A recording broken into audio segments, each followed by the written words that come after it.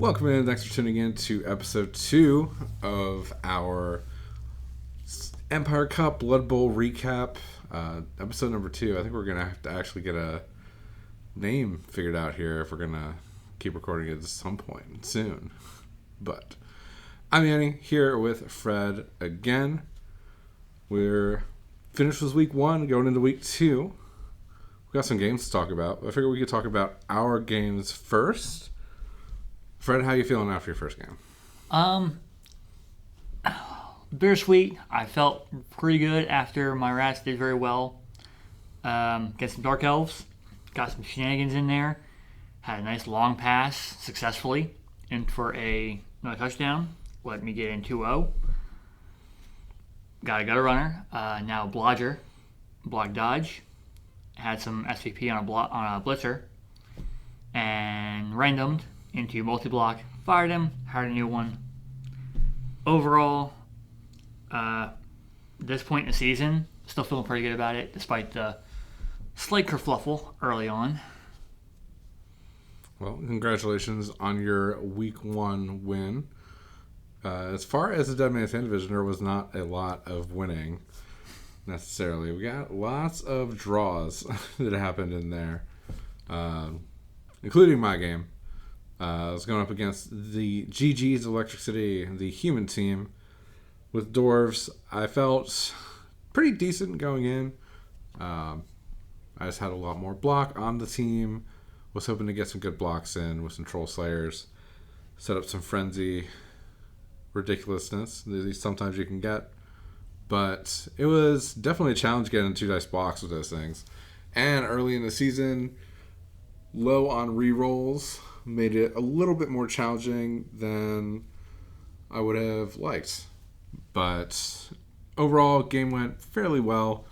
I was able to take the Ogre out of the game on turn 2 with a block from a Blitzer, which at that point were equalized across the board as far as strength. So having that huge strength 5 piece on the board removed was a huge upside. Rerolls definitely came back to bite me. I took 1 in Apothecary, mostly because I just wanted to keep players going on, keep them on the pitch. But with that, turns out having 1 reroll is bad if you roll lots of double skulls. I think I rolled about 4 in the game. Snaked a rush on turn 8 to go up 1-0 into the half. Humans were able to score pretty quickly at the start of the second half, and then I was able to grind out a tie. So, the first of 3 ties in this division this week. Turns out, I guess week 1 was a lot of fairly well-balanced people. Oh yeah, even with the going 2-0, my first game, I feel the Teal Terror Dark Elves did very well. They were able to surf one of my blitzers, and I'm glad I had my Apothecary. That would have been bad. So instead, he just got badly hurt and came back the next half. But Barbie had some shenanigans in, went through some dodges, almost made it 3-0, but her Dark Elf Blitzer went in. It was like 4 dodge rolls. It was 3 up, 2 up, and went for my good runner, which I thought I had screened well enough, minus the dodge rolls, and she got in there, sacked him, got the ball back to halfway before I was able to catch back up to it. A lot of good shenanigans, a lot of fun plays. Definitely really glad to be back in the season. Yeah, absolutely. Dark Elves are one of those teams that, because of their agility, they could get into places you would not think you would have to worry about from an elf team. It's pretty interesting to see, especially once they develop a little bit more. Obviously, the Blitzers are great coming out of the box, but against the skills on the rest of that roster is really going to make it pop. Other games we had this week in the division, obviously the Dark Elves teams. Got 2 of them. One was felled by Fred. The other one was felled by the Jolly Rotters, Parceros Nocturnos. 0-2 to the Jolly Rotters and the Shambling Undead team. We should talk about the third team, though. The one Dark Elf team in Snake Eyes. Coop's team, Zero Luck Chucks. Dark Elves with no rerolls. He won that game 3-0. Yeah. That was... We thought that was going to bite him in the butt, but it ended up being just fine without it. Yeah, the theme of the week, I think, is who needs rerolls. We had a couple zero reroll teams duking it out. But absolutely, watching the recap of this game, it appeared that a skink got a casualty pretty early on, and I thought that was going to be some good tidings for Jeremy's Lizard Band. But unfortunately, they weren't able to keep it up. And when you're rolling hot, you don't need a reroll anyway. So you're able to just, run up the score, 3-0 win. Fairly solid start to the season for that Dark Elf squad. Any other games popping out to you from this week? Oh, aside from the obvious game against goblins and necromantic horrors with Jim's Bad Moon Rising, a werewolf getting 22 star player points. One game. That was definitely the talk of the Discord this week. Werewolf with 22 star player points in one game. That individual werewolf has more star player points than any other team accumulated this week. Having access to a skill from the start is a huge buff to the season. We'll go into a little bit later what Jim actually did with those star player points. But he's going to need it. 6-0 win, all those touchdowns with that werewolf and an MVP. This is excellent start to the league. Very reminiscent to Jim's start last year in our fresh start season when he played Shambling Undead. We've got other games. There are a couple blowouts in the Snake Eyes division. There were no draws over there. Very cut and dry. A couple 3-0 wins, some 2-0 wins. I don't know if you saw the fight between TVD and the Southern California Trojans, but that was nearly a pitch clear for the Shambling Undead against the Elven Union. I totally missed that. So our interdivisional game, it appears we were a little bit off with our prediction. Plague of Gods taking that one over Halfling Justice 1-0. Once again, reiterating our theme for the week, who needs rerolls? That player, though, the Tomb King's player, just does some shenanigans, and Nuffle favors him. That was definitely a comment we made last week about how the team construction was done in a way to minimize inducements, which really punished the Halfling team. Halfling's not able to take their typical Griff. Right. Other larger star players, going with Cindy Pie Whistle, Roddy Roachbait, doesn't give quite the same amount of punch as something like a Deep Root or even Rumbelow. Right. But if you don't need those rerolls and you just roll to pick up a ball every time, it's not going to really matter, as was proven out in this game. Yeah, 1 week of Blood Bowl in the books. Seems like vibes overall pretty high. Spirits are high for this season. Before we go into week 2, though, we wanted to take a moment to talk about our fallen players. One of them being mine, after Barbie's Dark Elves just smacked him too hard, killed him. It was glorious. Yeah, this was not a week to be a lineman on a team, unfortunately. They might not get the respect they truly deserve for standing in the line. But did want to give her a in memoriam for Scratch, for the Imperial City Retainers. Fnibneth, the Noblar lineman from Return to Monk. Close, Hobgoblin lineman for the Heretics. Zrickish, a Goblin Bruiser lineman for Dodge This and Bleed Well. Skeleton lineman from Plague of Gods. It's pretty impressive to kill a skeleton like that, since they've already died once. But on an uplifting beat, we got some level ups that happened this week. Good amount of things happened, but we'll just run down real quick to let you know how the league is developing. Might of Asgard, Austin's Norse team, got Block On a Valkyrie, strip ball, randomed on a lineman. Both those pretty good pickups, I think, as far as having strip ball options on your team. Always something to come into play, especially with a player that already has block. Rotten Peaches, line woman got block. And up next on our upgrade list, the Imperial City Retainers. Block on a gutter runner. And then this multiple block on a Blitzer. That was random. I wanted to get ahead of it and felt pretty lucky. Didn't like it. Fired him. Hired a new one. But, figured what's worse can happen. Well, that was one of the things that can happen. But I'm getting used to feeling what it's like to lose a player with a skill after a random, just in case I want to get froggy and try a random mutation on a gutter runner, and they're expensive.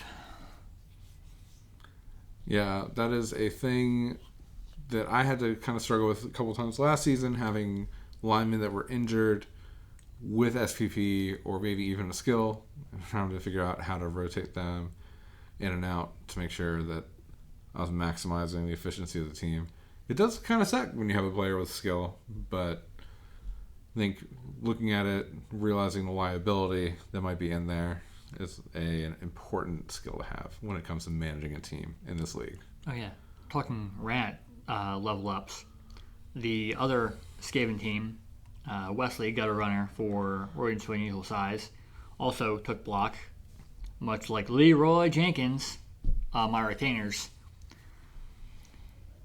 Unlike the retainers, though, the rodents to unusual size Blitzer, Dread Pirate Roberts, got Mighty Blow +1. Yep. But didn't run him that one. Yeah, I think that's probably a lesson to be learned. Straight balls that one, absolutely. Next up on the list, Heretics, Chaos Dwarf team, got Fend on a Hobgoblin and Frenzy on a Hobgoblin. Out of the players on that team that I'd want Frenzy on, I don't know if the Hobgoblin would be the one, being the one without block. But I think with that team, those linemen, you can just kind of mess around, do some experimenting. If you ran them into a good skill, it's going to be really great for you. So, worth that discount. Gnarly Oaks, we got Mighty Blow on a Troll Slayer. Love Mighty Blow on Troll Slayers. The old world Troll Slayer is a little bit different with Loner, but having Mighty Blow on a Frenzy Feast like that with block, always an excellent start to make it easier to get more SPP down the road. You're stacking up casualties at a higher pace. Let's see. Tomb Kings. Boil too much. The Blitzer there. Ran them into guard. Yep, I think that is one that you would have liked to have gotten. Absolutely. That would be nice. One of the few good random hits I think you would take on your Skaven Blitzer. We got a couple more Mighty Blow on Blitzer players. GG's of Electric City took a Mighty Blow. The Jolly Rotters also took Mighty Blow on a Blitzer, setting up for some very killy teams this season. Let's see. Electric City Maulers. We've got Block on a Dark Elf. Fend randomed on a Lineman. I can kind of get behind random Fend. Random Fend's not bad.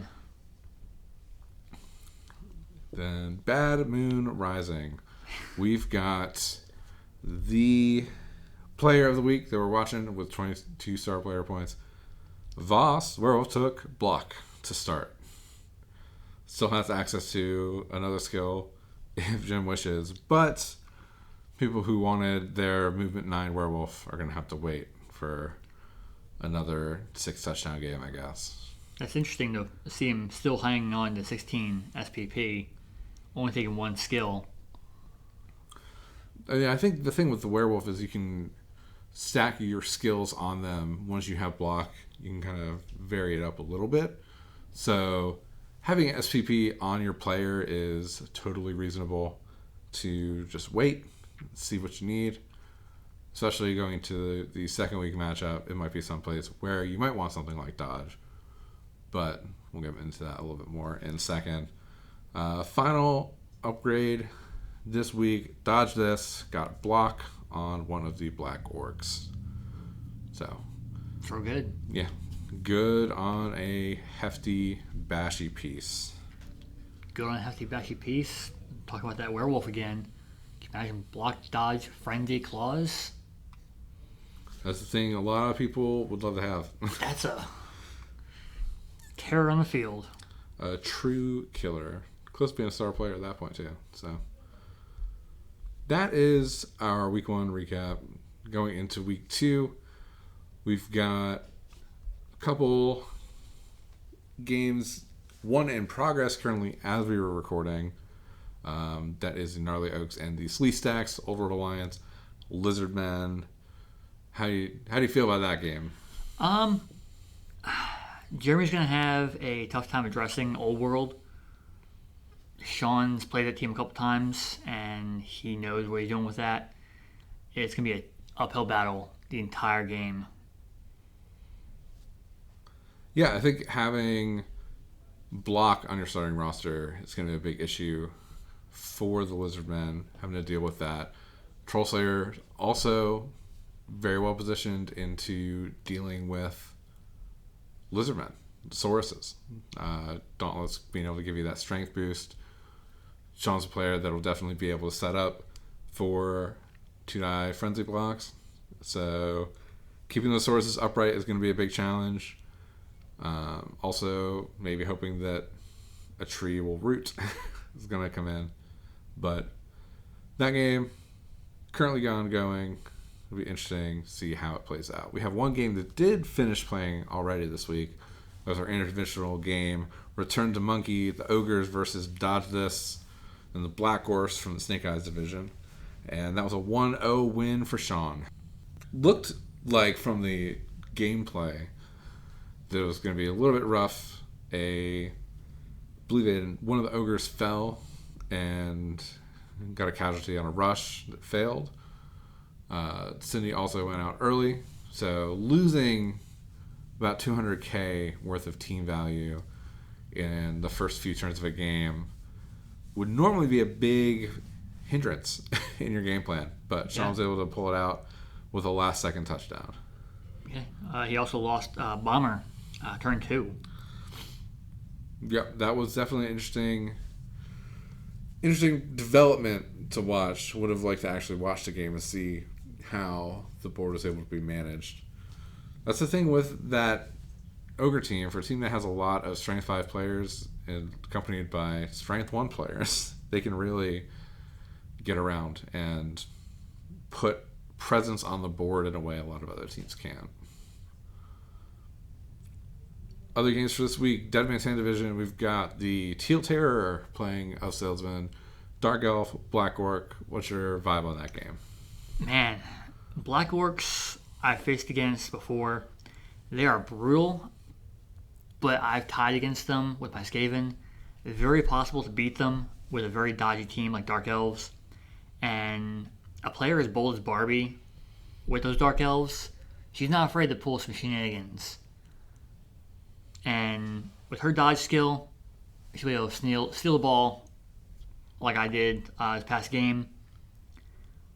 Get in, steal the ball, score a couple times. All Jurgen's got to do, though, is he's got to lock down the field, keep her from moving too much, or bait her into plays against her.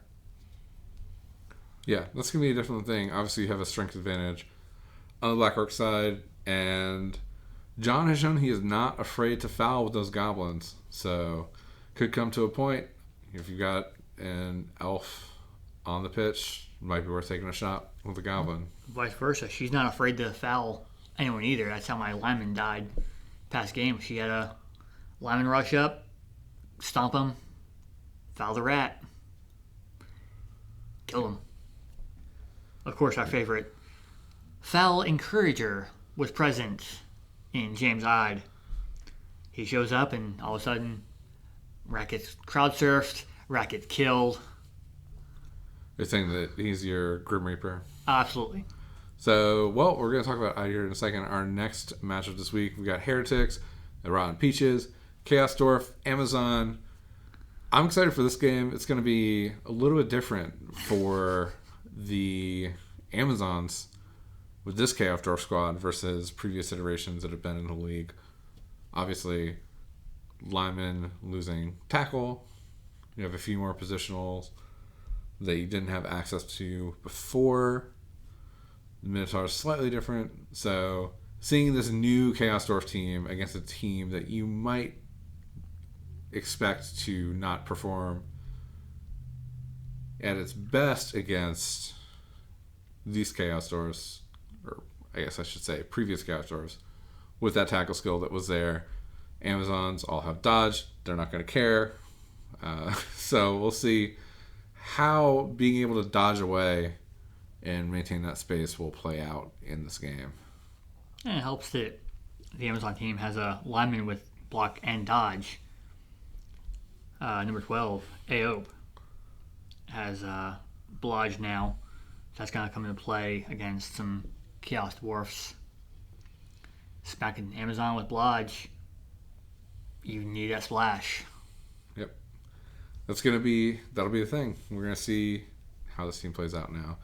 Next up, we got Elf on Elf fight. Insert clever name here. Wood Elves versus Parceros Nocturnos. The Dark Elf team. That one, I think that'll be a very fun matchup. That's one to watch this week for sure. Absolutely. And I think Maria's ready for a little of a redemption game after this past week against Clay. Mike's going to fight, though, with his Wood Elves. He's got that War Dancer. Yep. War Dancer. If I was in a game and I was told I could either play with a War Dancer or against a War Dancer, I think I'm picking with pretty much every time. So that's gonna be one War Dancer could still be a huge problem for a team. It's a nightmare to play against. Absolutely. It's going to be a absolute blast of a game to watch regardless. I spoke with both players about how they feel about it.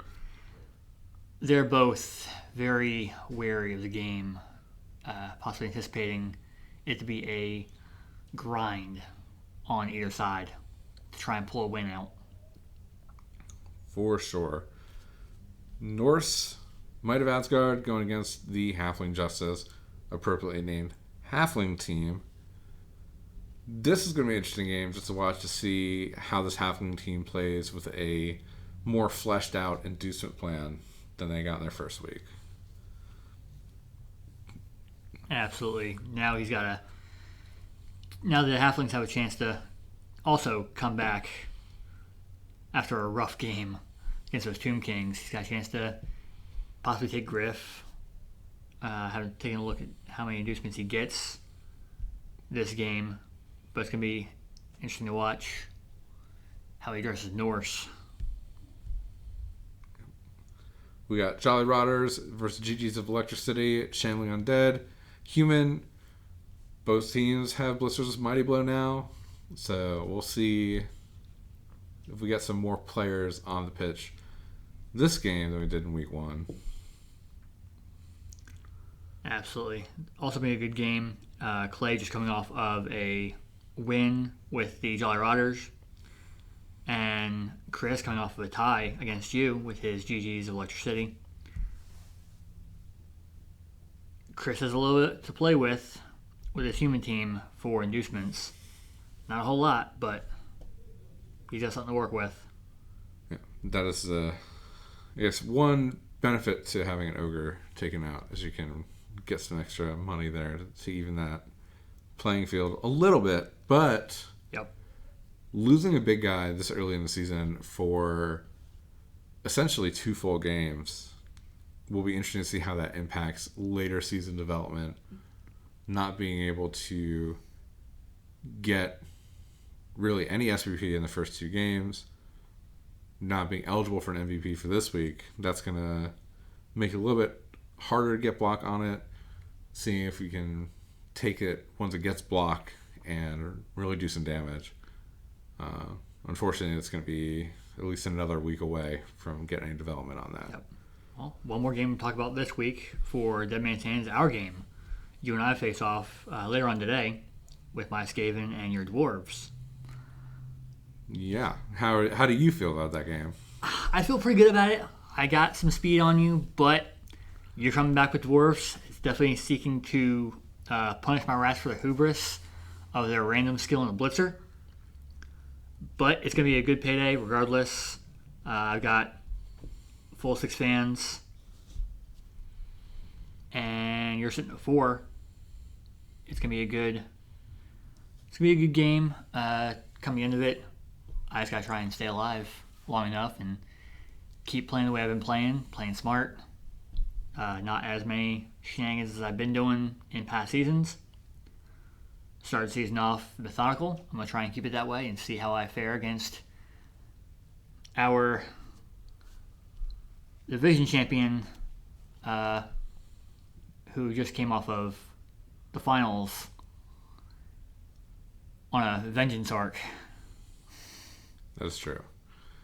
I definitely going to be trying to play the attrition plan. I do have a skill that I have not taken yet on one of my players. Almost certainly going to be blocked, no surprise on a runner. But it will be interesting to see not having to worry about a big guy.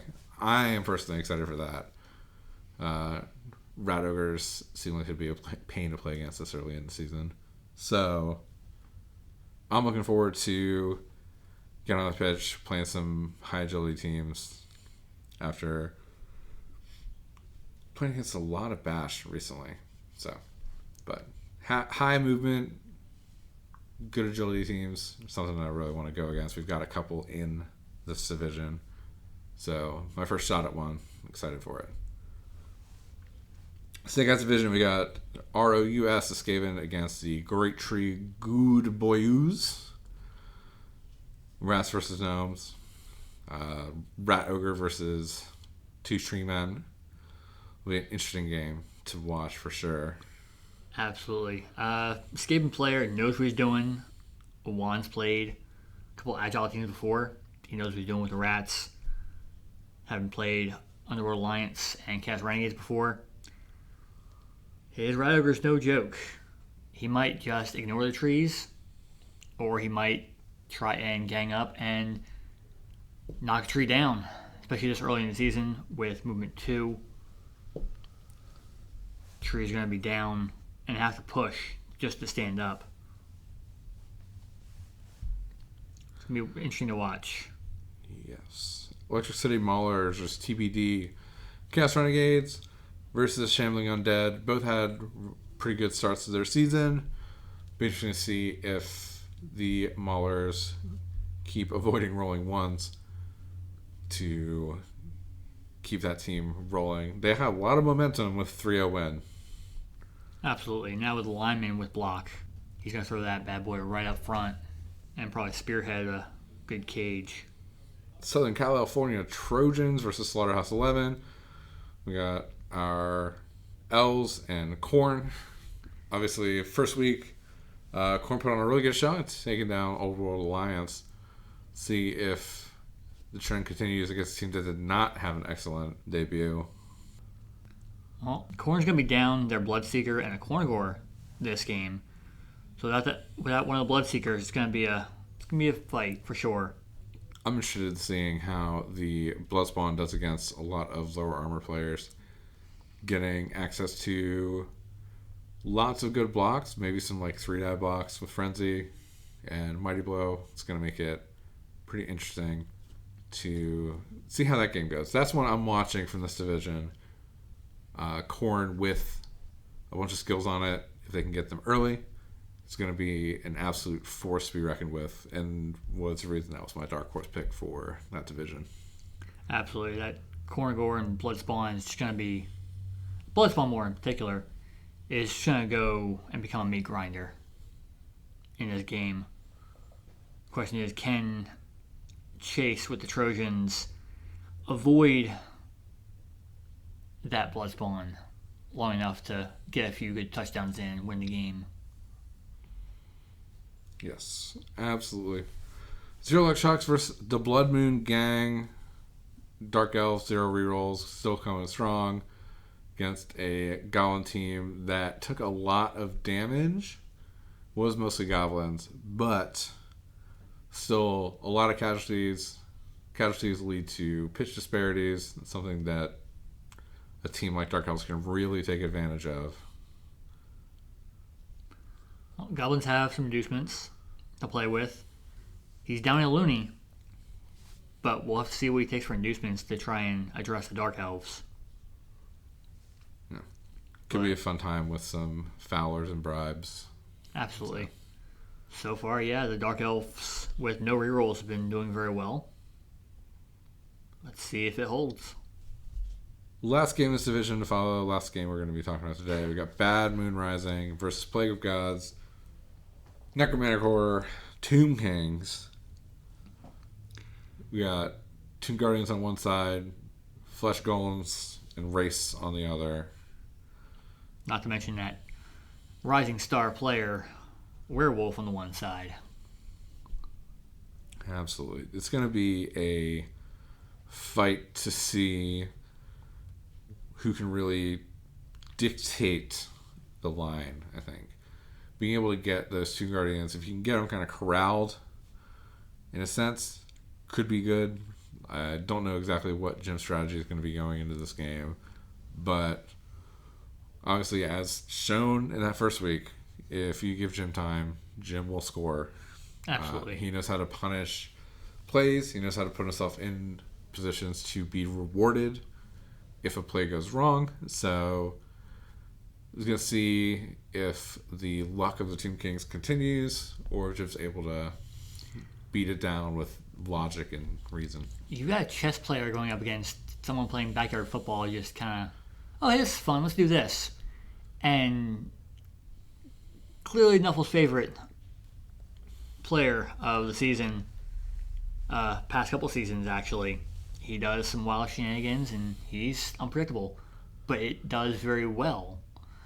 It's going to be interesting to watch wild card like Ness face up against a chess player like Jim. That's definitely going to be a game I'd like to try and sit in on, if not stream. Yeah, we're going to be trying to get some game streams this season, including ours, hopefully later today. So I think that's all the games we've got. Week 2, shaping up to be a pretty good one. I think there's going to be a lot of close games. Lots of good matchups to lead to those. There's a chance for a lot of casualties. There's a chance for some blowouts. We'll have a little bit of everything to talk about next week, I'm sure. Absolutely. Let's talk game of the week. Who you got for Dead Man's Hand for game of the week? My game of the week here is... I'm going to pick the matchup between undead and humans. I think I want to see... Obviously, Gem Undead was able to handle a team that was very agile. Game 1 against the Dark Elves. Humans are going to have a little bit more resilience. Not having the ogre is going to be an interesting way for that to play out. But I think that one, Chris is a player that is not averse to taking game-winning plays when they're presented or putting himself in a position to win. So I think that is going to be where he has an advantage going in. Jolly Rotters, Clay's a fast learner, been doing some solid fundamental Blood Bowl gameplay from everything I've seen. He's got a lot of seat time.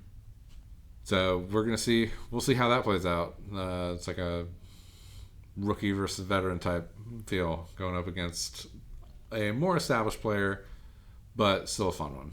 Absolutely. My game of the week is going to have to be the Wood Elf versus Dark Elf matchup. Just watching that sheer speed on the pitch is going to be an absolute blast to watch. Okay, game for Snake Eyes. Who you got? That's going to be rough to pick. Nah, I'm kidding. The Necromantic Horror versus Tomb Kings is definitely got to be the game of the week. To see the wild card versus the chess player. See how that plays out. A solid choice, I think. I feel like you're just wanting some retribution to be thrown down on one of those teams. But I don't know. You got wild card like Ness playing a chess player like Jim and the rising star, that werewolf he's got, man, it's going to be a heck of a game. Yeah. So my pick for this week, I'm sticking with the Elven Union and Khorne. The Trojans, not a good performance. Players couldn't stay on the pitch week 1. Khorne, very interested in taking players off the pitch, and was able to do a good bit of that in their week 1. So I think there's a shot for another slaughter of a game, but we'll have to see how it plays out. Possible. Chase has probably a good tendency to stay away from the sidelines as someone who has done a ton of surfing and fouling and other methods of player dismissal from the pitch. He's played brass before, so he's played fast teams. It'd be interesting to see if he can come back from last week's game against a very bashy team like Khorne. Yeah. And let's see if our number one trash talker can really talk Nathan into making mistakes, get in his head. I think it's going to be where some of the mistakes happen, is Chase getting into Nathan's head, talking trash, maybe hits a sweet spot. Nathan makes a play out of vengeance and frenzies himself into the sidelines. That is a possibility, but I wouldn't want to be in a position where I'm relying on another coach to make a mistake like that. So we'll have to see how that plays out. That is what we had for this week's update. Any other final thoughts going into this week? Not going into this week. I'm just looking forward to getting our game in and over with to see who we got next week. Hopefully I can maintain a solid grip on the game and not resort to wild shenanigans like I have in past seasons. If I can do that, I feel pretty confident in the rest of the season. So this week 2 is going to be a solid test for me personally as a player. See if the couple of seasons off did me any good. Well, if it's a test, it's not going to be open book, because I'm going to be going straight for you, trying to get some rats on the ground. Once they're on the ground, they're probably safe. I'm probably not going to foul. Probably not. It'll depend. But yeah, I think that's basically everyone's mindset still early in the season. You're just seeing what you can do, building from there, getting some players with some skills stacked up. Everyone's hoping for that one player they can have like Jim's werewolf, but we'll see who gets lucky enough to have someone like that. Absolutely. I know your dwarf's going to be hard to address with that 10 armor. Yeah. I think if I could just knock him down, it'd be good enough for me. Okay, well, you'll try. But we'll have next week to kind of see how all of this trash talking plays out. But that's going to wrap it for this second episode of the Blood Bowl Recap. Thank you for tuning in. If you liked what you're hearing, make sure to give us a follow, like, subscribe, wherever you're listening to this. We're going to get this up on some different platforms for y'all to enjoy. We're going to have some new stuff coming in next week. Get a little more in-depth, maybe some guest analysis. So we'll see you then.